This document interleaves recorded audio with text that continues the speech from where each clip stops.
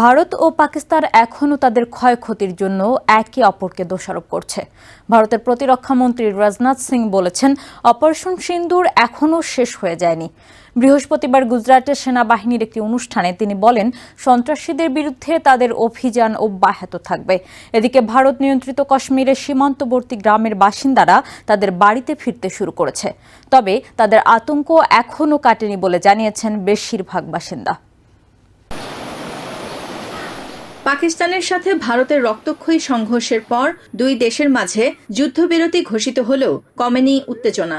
পাকিস্তান থেকে এরই মধ্যে ঘোষণা করেছে এই যুদ্ধবিরতি আগামী 18 মে পর্যন্ত বলবৎ থাকবে।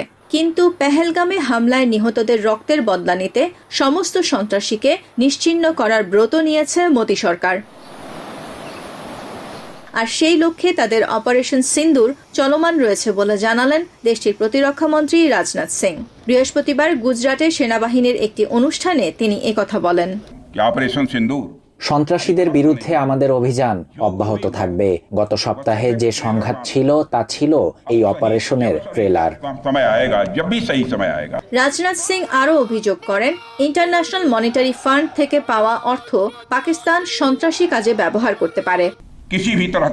আমি বিশ্বাস করি পাকিস্তান IMF থেকে পাওয়া $1 বিলিয়ন একটি বড় অংশ সন্ত্রাসবাদের অবকাঠামোতে অর্থায়নের জন্য ব্যবহার করবে। পাকিস্তানকে যে কোনো অর্থনৈতিক সহায়তা সন্ত্রাসবাদে অর্থায়নের চেয়ে কম নয়।